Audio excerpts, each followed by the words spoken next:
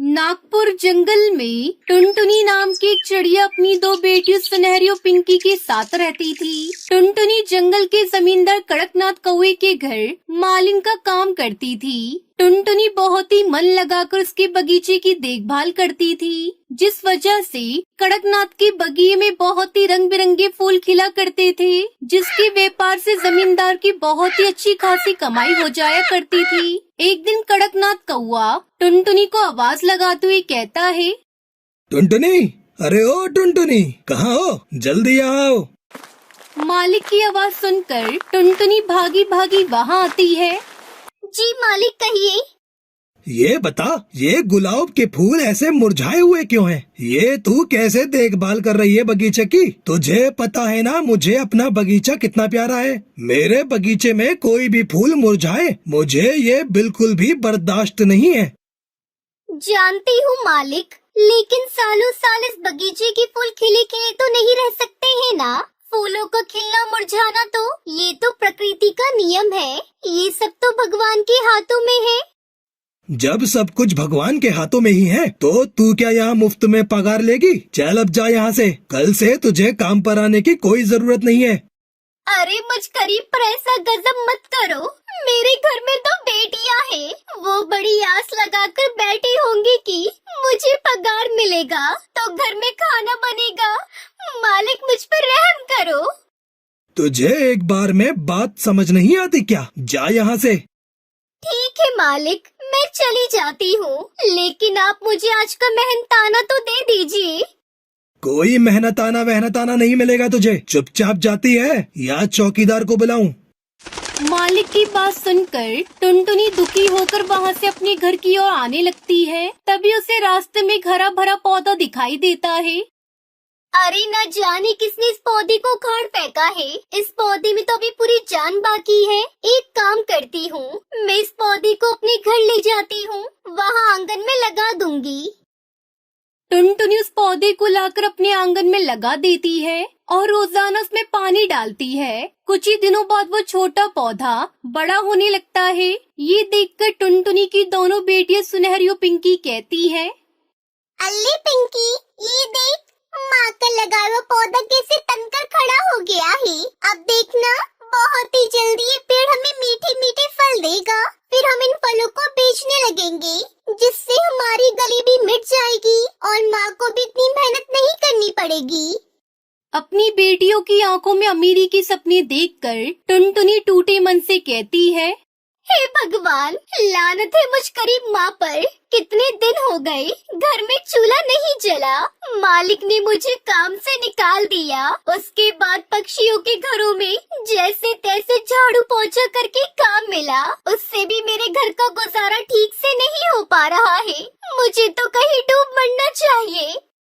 टुनटुनी यही सब सोच सोच कर हर रोज घुटती रहती है, जिस वजह से टुनटुनी की तबीयत बहुत खराब हो जाती है और वो इस दुनिया को अलविदा कहकर स्वर्ग सिधार जाती है। दोनों बहनों की माथे से माँ का साया हट जाता है और दोनों बहनें अनाथ हो जाती हैं। दोनों बहनें कभी जंगल के पक्षी से भीख मांगकर अपना पेट भर लेती, तो कभी मंदिर की सीढ़ियों पर बैठकर भीख मांगकर गुजारा करती। ऐसे ही दोनों बहनें एक दिन मंदिर की सीढ़ियों पर बैठे भीख मांग रही थी, परंतु रोजाना दोनों बहनों को इस तरह भीख देते देते पक्षी थक जाते हैं। अब पक्षियों ने दोनों बहनों को इग्नोर करना शुरू कर दिया था और उन्हें भीख नहीं देते थे, जिस वजह से पिंकी भूख के मारे रोने लगती है। चुप हो जा मेरी बहन, मत रो ऐसे। दीदी, हम कब तक इस तरह भीख मांगकर अपना गुजारा चलाएंगे? ऐसी जिंदगी मुझे नहीं जीनी है। इससे अच्छा तो ये है कि हम मर जाएं। ऐसा मत बोल मेरी बहन, एक न एक दिन जरूर सब कुछ ठीक हो जाएगा।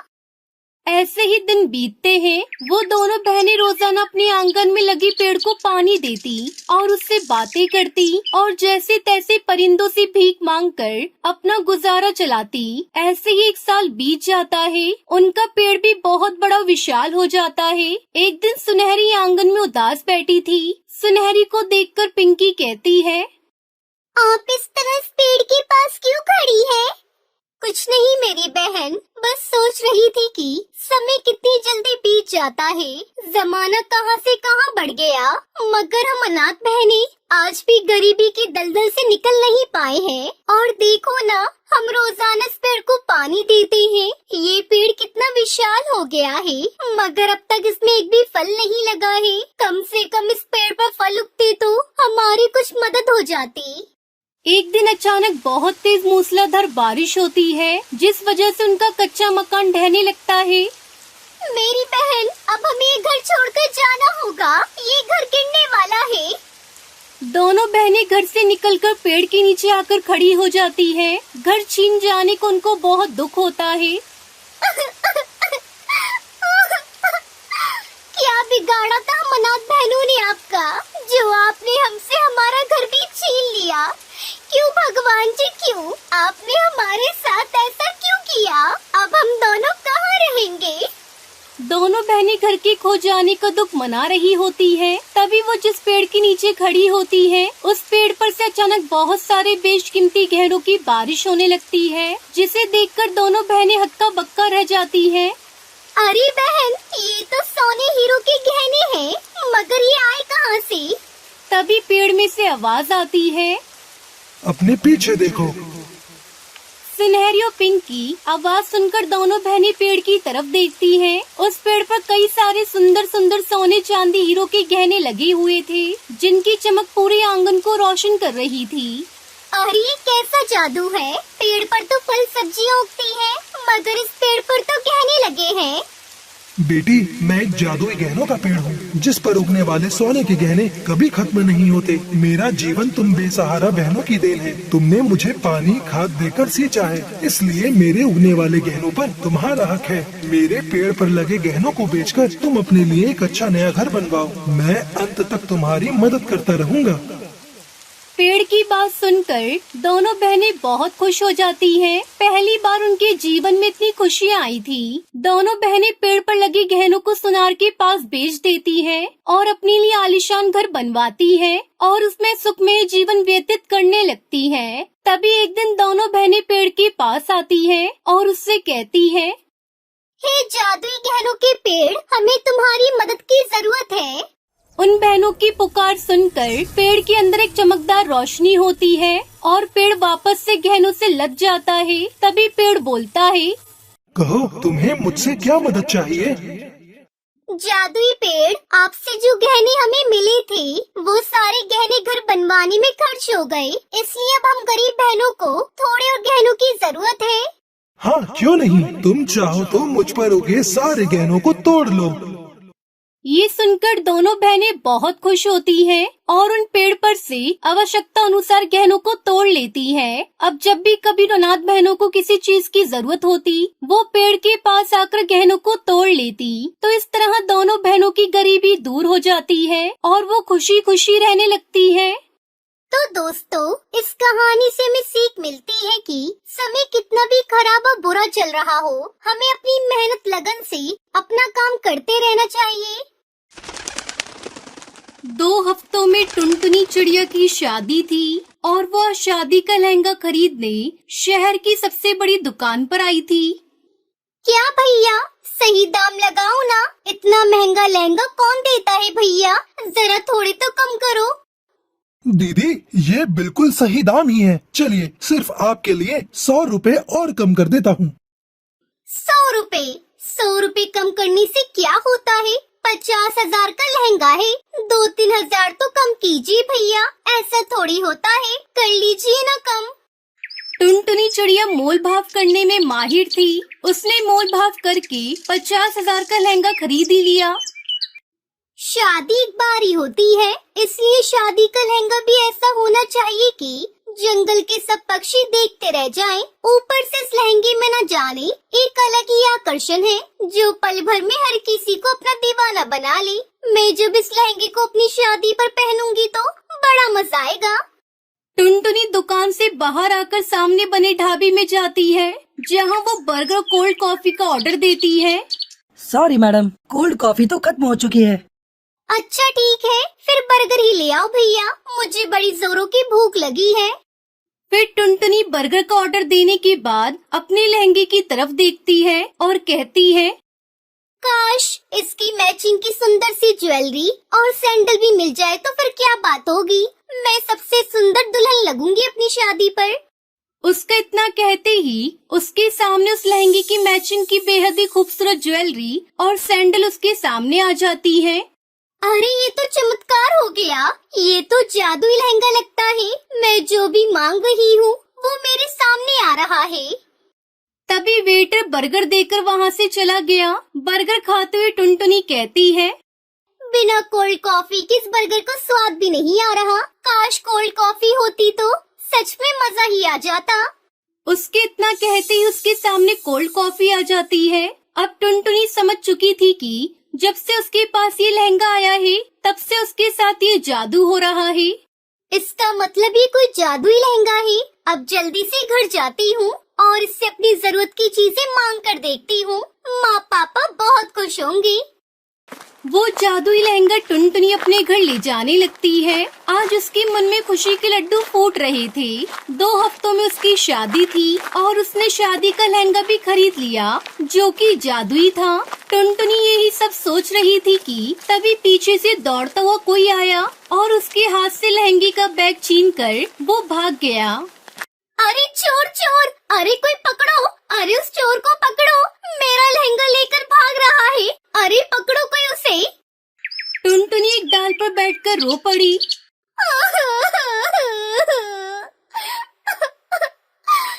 ब्राइडल लहंगा, मेरे 50,000 रुपए का जादुई लहंगा। 2 हफ्तों में मेरी शादी है। अब क्या होगा?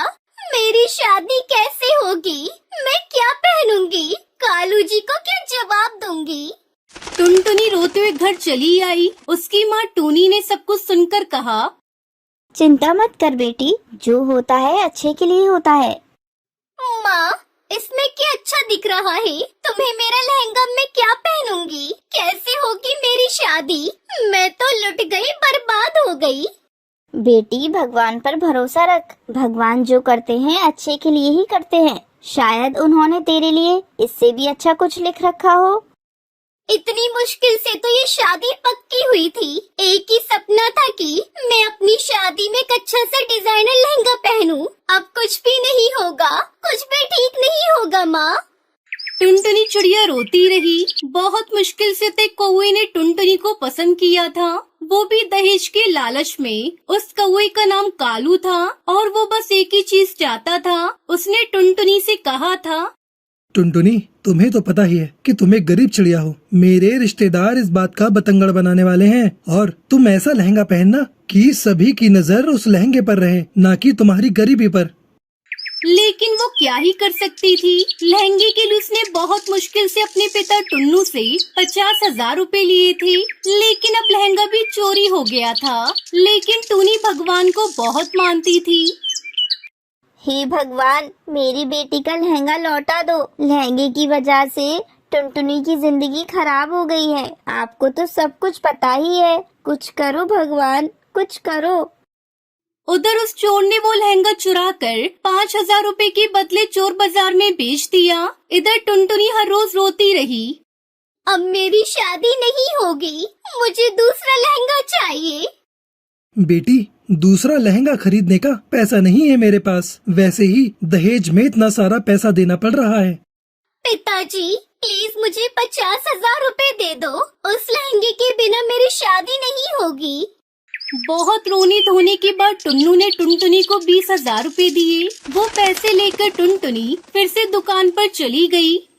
भैया, मेरे पास 20,000 रुपए है। मुझे वो वाला लहंगा मिल सकता है क्या, जो मैंने कल खरीदा था?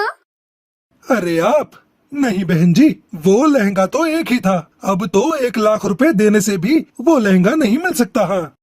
टुनटुनी दुखी होकर घर चली आई। टूनी चिड़िया ने कहा, बेटी, मैं तेरे लिए लहंगा खरीद कर लाऊंगी। देखना, उसमें भी तू बहुत अच्छी दिखेगी।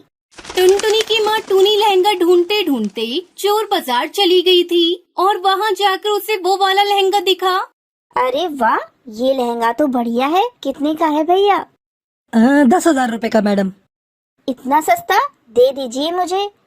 लहंगा लेकर टूनी दौड़ती हुई घर आई। टुनटुनी, अरे टुनटुनी, ये लहंगा देख कैसा है। अरे ये तो जादुई लहंगा है माँ, मैंने तो यही खरीदा था। तुम्हें ये कहाँ से मिला? चोर बाजार से। मैं जल्दी से इसे पहन लेती हूँ। टुनटुनी ने उस लहंगे को पहन लिया हे जादुई लहंगे, मुझे दुल्हन बना दो। और तभी चमत्कार हो गया। एक जादुई शक्ति से टुनटुनी के कानों में झुमकी आ गई। टुनटुनी बहुत सुंदर हो गई। थैंक यू मेरे जादुई लहंगे, तुम्हारी वजह से मेरी शादी हो पाएगी। तुम्हारा शुक्रिया अदा कैसे करूं? तुम बहुत अच्छे हो। ये तो कमाल हो गया, ये सब भगवान का ही किया धरा है। टुनटुनी, अब बस तू खुशी खुशी अपने ससुराल जाने के लिए तैयार हो जा। इस तरह टुनटुनी चिड़िया की शादी कालू कौवे से हो जाती है और वो खुशी खुशी जादुई लहंगा पहनकर डोली में विदा हो जाती है। कालू कौवा एक साइंटिस्ट होता है। वो रोज नए नए प्रयोग करता रहता है। एक दिन वो एक प्रयोग कर रहा होता है जिससे कि वो कभी बूढ़ा ही ना हो और हमेशा के लिए अमर हो जाए। आखिरकार ये अमर होने की दवा बन ही गई। अब मैं इस इंजेक्शन को लगाकर हमेशा के लिए अमर हो जाऊंगा। इतना बोलकर कालू खुद को इंजेक्शन लगा लेता है। तभी देखते ही देखते वो अचानक से बूढ़ा होने लगता है। अरे ये क्या हुआ? इस दवा ने तो मुझे अमर करने की बजाय उल्टा बूढ़ा ही कर दिया। अब मैं क्या करूंगा? शायद गुरुजी इसमें मेरी कोई मदद कर सके। एक काम करता हूँ, मैं उन्हीं के पास जाता हूँ। कालू कौवा अपने गुरु साइंटिस्ट के पास जाता है और उसे सारी बात बताता है। गुरुजी, गलत दवा लेने की वजह से मैं बूढ़ा हो गया। मेरी मदद कीजिए, मुझे फिर से जवान बना दीजिए। बच्चा, ये काम इतना आसान नहीं है। अगर तुम्हें पहले की तरह होना है तो तुम्हें किसी पक्षी का खून अपने शरीर में भरना होगा। अब तुम सोच लो, क्या तुम किसी पक्षी की जान ले सकते हो? अरे किसी की जान लेना मेरे लिए कोई बड़ी बात नहीं है। मुझे सिर्फ अपना सोचना है। मैं अभी किसी को लेकर आता हूँ। लेकिन तुम किसका खून लोगे? अरे खून लेने के लिए है ना मेरी पत्नी, मैं अभी उसे लेकर आता हूँ। इतना बोलकर कालू कौवा सीधा अपने घर अपनी पत्नी टुनटुनी चिड़िया के पास जाता है। अरे क्या हुआ? आपकी तो उम्र बढ़ गई, ये कैसे हुआ? ये सब एक गलत एक्सपेरिमेंट की वजह से हुआ है। अब मुझे अपनी बॉडी का सारा खून बदलना पड़ेगा, तभी मैं ठीक हो सकता हूँ। उसके लिए मुझे तुम्हारी जरूरत है। जी, मेरी जरूरत? मैं आपकी क्या मदद कर सकती हूँ? अपनी जान देकर तुम मेरी मदद कर सकती हो। मुझे तुम्हारे शरीर का सारा खून चाहिए। नहीं नहीं, ऐसा मत बोलो। हमारी एक बच्ची भी है। अगर आपने मेरी जान ले ली तो हमारी बच्ची का क्या होगा? ज्यादा बक बक मत करो। तुम क्या चाहती हो कि मैं हमेशा ऐसे ही बूढ़ा बन कर रहूं? उससे तो अच्छा है मैं तेरी जान न ले लूं। चलो, तुम मेरे साथ चलो। तभी कालू कौवा टुनटुनी चिड़िया को जबरदस्ती अपने साथ ले जाने लगता है। ये देखकर उसकी बेटी सुनहरी रोने लगती है। नहीं पिताजी, नहीं, ऐसा मत कीजिए। मैं माँ के बिना कैसे रहूंगी? मैं अपनी माँ को नहीं ले जाने दूंगी। तू रुक अभी, पहले मैं तेरा ही इंतजाम करता हूँ। इतना बोलकर कालू कौवा सुनहरी चिड़िया को एक पिंजरे में बंद कर देता है और फिर टुनटुनी चिड़िया को उठाकर वहाँ से ले जाता है। बेचारी सुनहरी किसी तरह पिंजरे से निकल जाती है और कालू कौवे के पीछा करती है। कालू कौवा गुरुजी के पास पहुंचता है और सुनहरी चिड़िया छिपकर सब कुछ देखने लगती। ये देखिए गुरुजी, मेरी पत्नी। अब आप जल्दी से इसका खून निकाल कर मेरे शरीर में डालो। अरे कालू, ये तुम क्या कर रहे हो? अपनी ही पत्नी को मारना चाहते हो? नहीं नहीं, मैं ऐसा नहीं करूँगा। देखो गुरु, अब आपको ये करना ही पड़ेगा, नहीं तो मुझसे बुरा कोई नहीं होगा। तभी गुरु भांप जाता है कि ये आज किसी भी कीमत पर टुनटुनी को छोड़ना नहीं चाहता। तभी गुरु टुनटुनी चिड़िया की तरफ आगे बढ़ता है। फिर अचानक से सुनहरी बोल पड़ती है। नहीं नहीं, मेरी माँ को छोड़ दो, मेरी माँ मर जाएगी। तभी गुरु रुक जाता है क्योंकि उसे सुनहरी पर दया आने लगती है। वो कुछ सोचने लगता है कि कालू कौवा को कैसे रोका जाए। तभी वो कालू से कहता है, अरे कालू, तुम्हारी पत्नी तो बहुत दुबली पतली है। अगर तुमने इसका खून अपने शरीर में भर लिया तो खून की कमी के कारण तुम्हारी मौत भी हो सकती है। अरे गुरु ऐसा है तो यहाँ पर मेरी बेटी सुनहरी भी है, इसका भी खून निकाल कर मेरे शरीर में भर दो। पिताजी, आप अपने लिए हम दोनों को मार डालोगे? आप कैसे पिता हो? क्या सोच रहे हो गुरुजी? जल्दी से दोनों का खून निकालो। अरे नहीं नहीं, तुम्हें एक ही पक्षी का खून लगाना होगा, क्योंकि दो पक्षी का खून लगाने से खून खराब हो सकता है और तुम मर भी सकते हो। अब मैं क्या करूं? अब मैं किसका खून निकालूं? अरे हाँ, आप किस काम आओगे? गुरुजी, क्यों ना आप ही का खून निकाल लूं? मैं अब आपका ही खून ले लेता हूँ, जब से ये बात नहीं आई मेरे दिमाग में। इतना बोलकर कालू कौवा अपने गुरु को बांध देता है। फिर वो अपने गुरु के पास जाकर खून निकालने के लिए आगे बढ़ता है। तभी गुरु ने कहा, मैंने तुम्हें बचपन से लेकर आज तक अपना शिष्य माना है, आज तुम मेरा ही खून निकालोगे। तुम खून तो निकाल लोगे, लेकिन तुम्हें इससे कोई फायदा नहीं होगा। आप अपनी जान बचाने के लिए झूठ बोलकर मेरा पागल नहीं बना सकते। अब आप मरने के लिए तैयार हो जाओ। इतना बोलकर कालू कौवा अपने गुरु का खून निकालकर खुद में लगा लेता है और तभी गुरु की मौत हो जाती है और कालू की उम्र उसके गुरु जितनी हो जाती है। अरे ये क्या? मैं तो अभी भी पहले जैसा नहीं हुआ, मेरी उम्र तो मेरे गुरु जितनी हो गई। इसका मतलब मैं जैसे पक्षी का खून लूंगा वैसा ही हो जाऊंगा। मैं एक काम करता हूँ, मैं किसी ताकतवर शिकारी पक्षी को ढूंढता हूँ, फिर मैं उसी का खून लूंगा और उसी के जैसा ताकतवर हो जाऊंगा। इतना बोलकर कालू शिकारी पक्षी की तलाश में निकल जाता है। कुछ दूर ढूंढने पर उसे एक शिकारी पक्षी चील दिखाई देता है। मुझे किसी जिंदा पक्षी का खून चाहिए, तो इसलिए मुझे इसे जिंदा पकड़ना होगा, लेकिन मैं इसे कैसे पकड़ूं? कालू कौवा इसी सोच में वहां बैठा रहता है। तभी उसके दिमाग में एक उपाय आता है। अरे हाँ, मैं ऐसा करता हूँ, इस पक्षी के ऊपर जाल डाल देता हूँ, फिर ये जाल में फंस जाएगा और इस तरह मैं इसे जिंदा पकड़ लूंगा। इतना बोलकर कालू कौवा जाकर एक जाल ले आता है और शिकारी के ऊपर डाल देता है, जिससे शिकारी जाल में फंस जाता है। आज तो तू गया शिकारी, आज तो मैं शिकारी का ही शिकार करूंगा। अरे ओ कालू, क्या तू पागल हो गया है? तुझे नहीं पता ये मेरा इलाका है और तू मेरा शिकार क्यों करना चाहता है? ये सुनकर कालू कौवा उसे सब कुछ बता देता है कि उसके खून से वो जवान हो जाएगा, इसलिए अब वो उसका खून निकालने वाला है। देख कौवे, तुझे मेरे खून से क्या फायदा होगा? इससे अच्छा तो तू कोई और पक्षी ढूंढ ले। क्या तूने मुझे पागल समझा है? अगर मैंने तुझे छोड़ दिया तो तू मेरा यहीं पर शिकार कर लेगा। तभी कालू शिकारी का खून निकालने के लिए आगे बढ़ता है। फिर शिकारी उससे कहता है, अरे अरे कालू, मैं तो तेरे फायदे की बात कर रहा हूँ। अगर तू मेरी बात मानेगा तो इसमें तेरा ही फायदा है। तेरी आखिरी इच्छा यही है तो बता ही दे। मैं तुझे एक जगह ले चलता हूँ जहाँ तुझे मुझसे भी ज्यादा जवान पक्षी का खून मिल जाएगा। अगर ऐसी ही बात है तो ठीक है, लेकिन तुझे जाल से नहीं निकालूंगा। इतना बोलकर कालू कौवा शिकारी को लेकर उसके बताए रास्ते की तरफ चलने लगता है। कुछ देर बाद वो एक नई जगह पर पहुंचता है। अरे यहाँ तो कोई भी पक्षी नहीं दिखाई दे रहा। अरे दिखाई कैसे देगा? जब मैं बुलाऊंगा तभी तो आएंगे। और कहाँ हो मेरे दोस्तों? आ जाओ, मैं तुम्हारे लिए एक बढ़िया शिकार लाया हूँ। इतना सुनते ही कालू कौवा डर जाता है और कुछ शिकारी चील वहां आ जाते हैं। तू तो गया बेटे, यहाँ से बचकर तू कहीं नहीं जा सकता।